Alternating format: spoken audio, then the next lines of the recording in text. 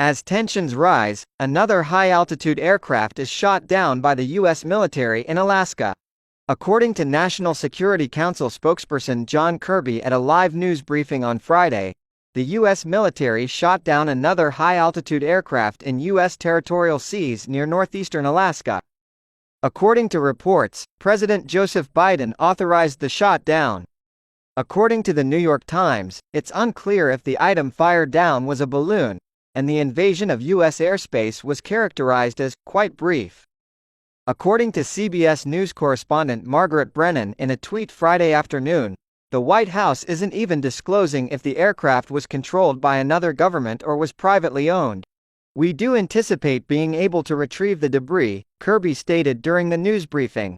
The mystery aircraft was apparently flying at about 40,000 feet, making it a possible hazard to civilian aircraft. However, there were no definitive indicators of military threat, according to Kirby. It was significantly smaller than the surveillance balloon that was destroyed last Saturday, Kirby said. According to the Washington Post, the shot-down aircraft did not seem to be able to be directed in any substantial manner. According to the Post, the plane was shot down over icy seas near the Alaskan border with Canada at roughly 1:45 p.m. Eastern Standard Time. On Friday, the FAA issued a flying restriction warning for an area near Deadhorse, Alaska, a relatively tiny hamlet in the state's extreme north. According to the Anchorage Daily News, Deadhorse is near to the Prudhoe Bay oil resources.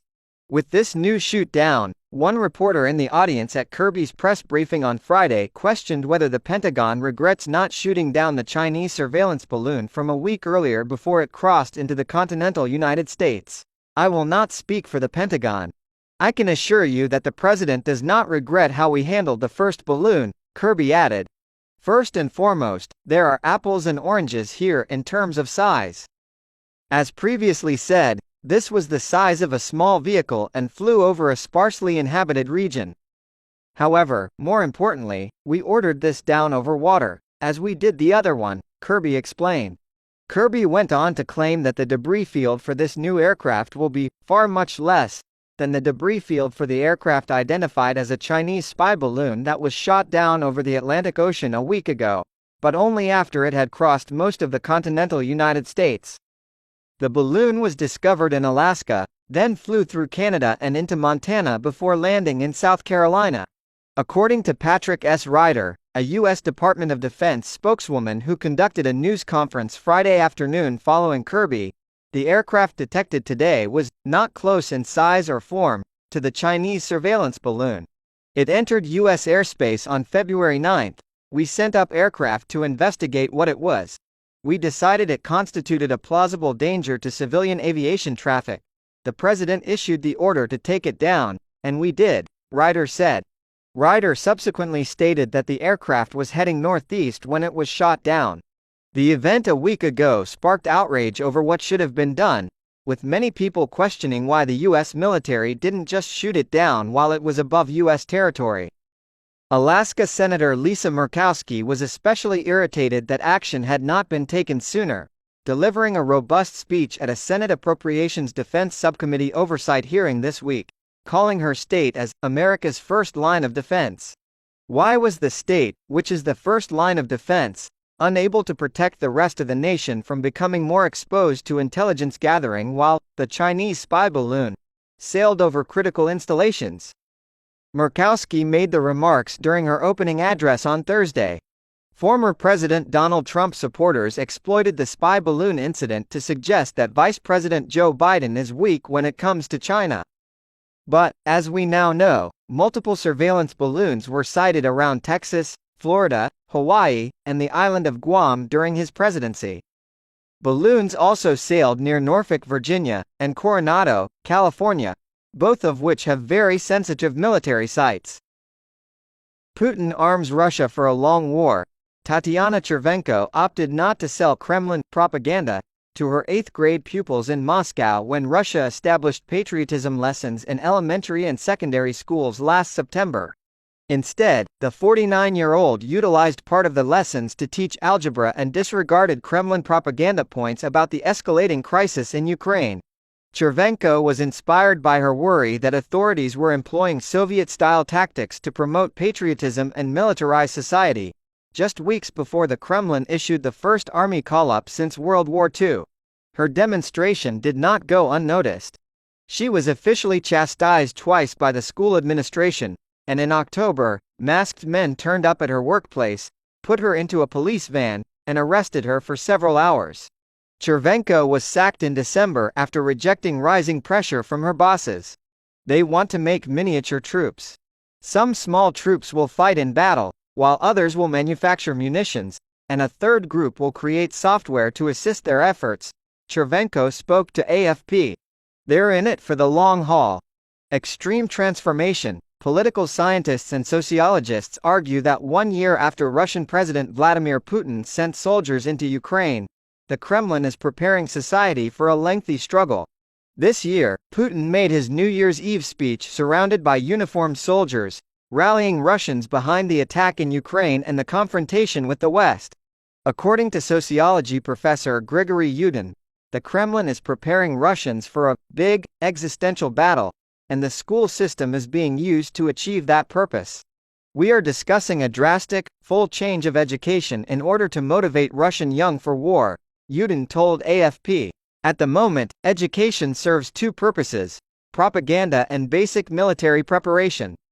The important discussions, patriotism seminars mix World War II revisionism, teachings on Russian values, and the Kremlin's narrative about Moscow's forces saving countrymen in Ukraine.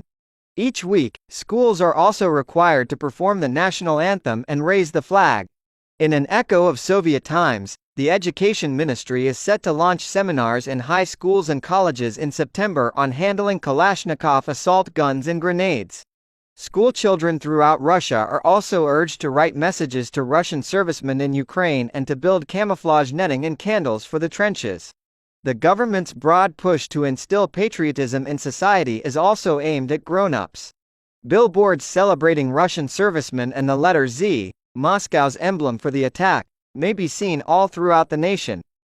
Putin has ordered that films on the Ukrainian offensive be shown in cinemas. Military journalists working for state media have become celebrities. One was appointed to the Kremlin's Human Rights Council. A cult of death. For years, Putin utilized World War II as a rallying cry for his political goal, elevating the Soviet Union's triumph over Nazi Germany to the level of a cult. Today, state television and the Orthodox Church are pushing that army pride to new heights. There is a celebration of battle, as well as aspects of a death cult, Yudin said. Patriarch Kirill of the Russian Orthodox Church declared during a sermon in September, when Putin called up hundreds of thousands of reservists, that dying in Ukraine washes away all sins. Vladimir Solovyov, one of the country's most prominent propagandists, advised Russians to abandon their dread of death. Life has been enormously overvalued, he said on national television in January. Why be afraid of what is unavoidable?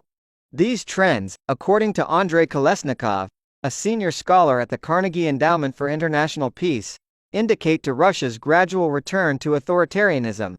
According to Kolesnikov, the Kremlin's thinking is that future generations should diligently execute the desire of the state.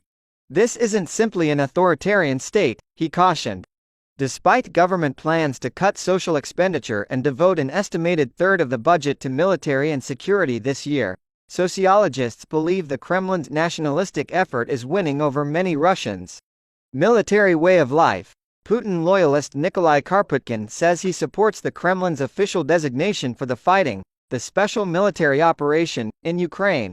We are at war with the West, with the Western principles that they are attempting to impose on us, Karputkin said to AFP at a military-themed leisure resort outside St. Petersburg. The 39-year-old, who took his family to the park where kids and parents can ride combat tanks and touch guns, said he supports basic military training in schools. We need to encourage patriotism, he remarked. This is a positive development. We must safeguard our motherland's sovereignty and historic values. According to Yudin, a sociologist, Russian authorities will foster military and patriotic spirit for as long as they think it essential. The military way of life will endure as long as Putin and his people are in charge, Yudin said. If they remain for another 20 years, Russia will fight for another 20 years.